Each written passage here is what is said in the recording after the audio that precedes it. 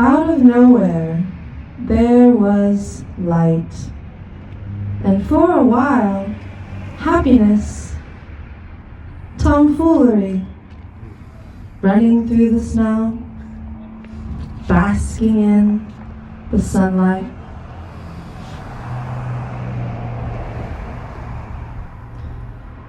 Food was scarce, hunger common. But that only made the days when they stumbled upon something bigger so much better.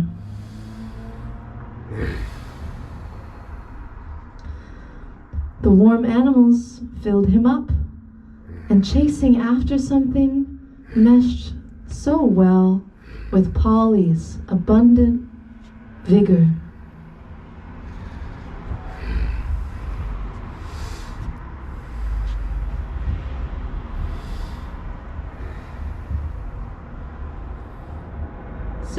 Simply waiting for cold snacks to appear in a hole in the ice was best left to Mum. It was just the two of them at the top of the world. Each night, they would gaze upon the twinkling lights in the sky before sleep and feel a subtle peace that everything was as it should be.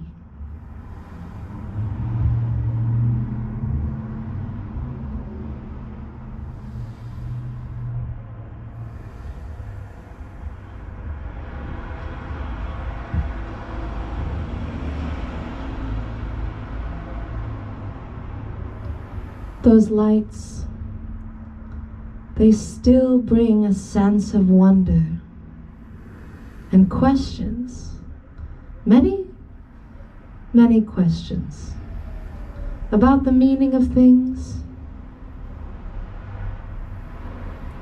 Why this ice? Why this Mum? What do those twinkling lights want? Why are they here? Are they here for us? However, these days, the questions sift through flashes of anger, helplessness, morphing wonder into reminiscence of bliss, remembering the peace before the hunger, and eliciting anger for the many challenging seasons, fading memories, and learning to forget pain.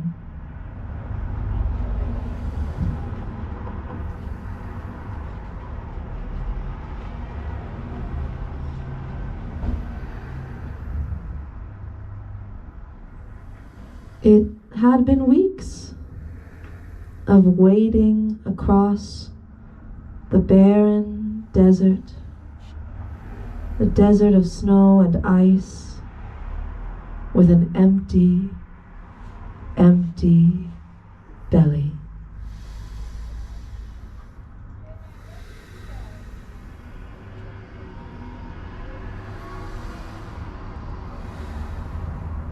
But Mum did reassure Polly with the occasional nudge or groan.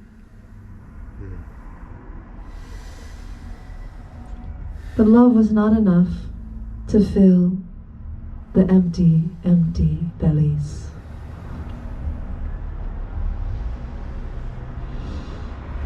Her stomach growled too. The sun, once a friend, now a bother, as the growing polar bear kept pushing himself onto yet another hill, hoping, waiting for a lucky break.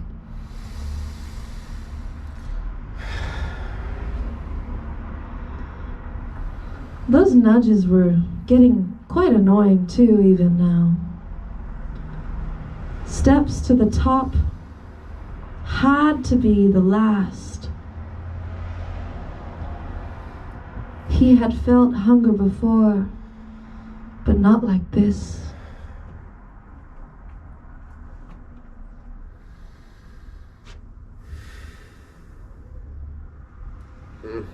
With many angry sighs,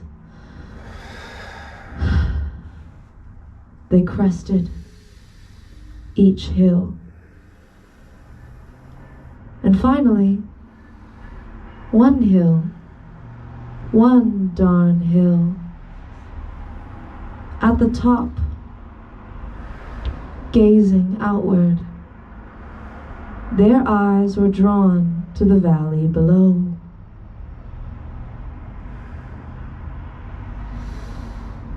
And there it was, a collection of the weirdest looking things Polly had ever seen. Square, sharp-faced, hill-looking structures, clearly made from trees, billowing black clouds of smoke erupting from the structures themselves, as if lions or dragons breathing fire out. Polly was confused. Polly was curious.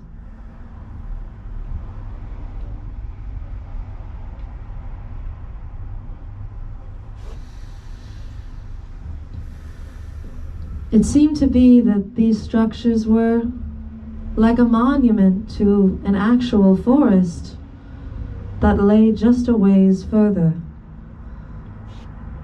It brought an instinct of fear to the bears' minds. And there were birds circling above. That's always been a sign of a meal to be found. Those screeching sky beings had, after all, led the growing polar bear to greatness on his first solo hunt. The memory of that baby seal's taste. That sense of accomplishment immediately propelled Polly down into the valley. Fear be damned.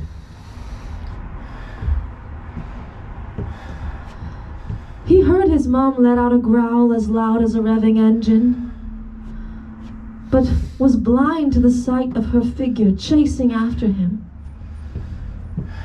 begging him to stop and reconsider. How could he stop? He was taking initiative. They fast approached the sharp, square-looking structures, as if all that exhaustion had evaporated into thin air. He raced from one to another, exploring all the nooks and crannies of this place, knowing that somewhere close there would be food. And there it was, the unmistakable smell of meat. This particular odor was somehow so much better than any meat he'd smelled before. Strong, woody, almost overwhelming. It was a true wonder.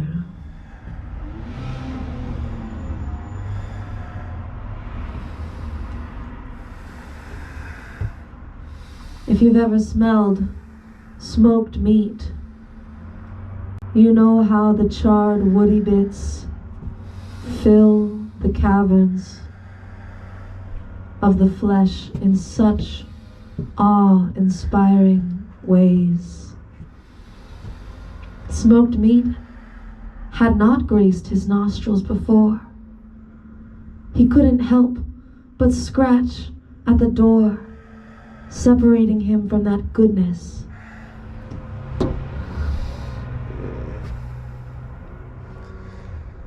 that feeling of pride after his first hunt was returning now, coming back, as both he and his mum were inches away from having the greatest of feasts.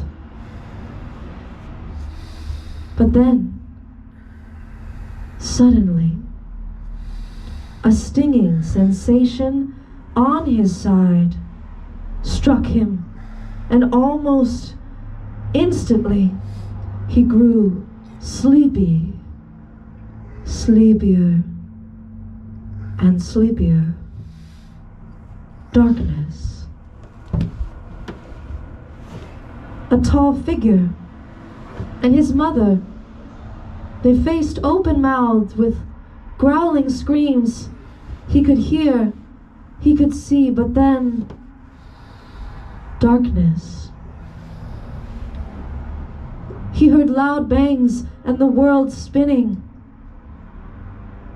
crashing pots, the smoke fuming through the air, and just saw darkness. The sound of his mother's body thudding on the ground. Darkness. His eyes locked onto the tall figure for one short moment before darkness. Gazing at his mother, bloody foam in her mouth. And then just darkness.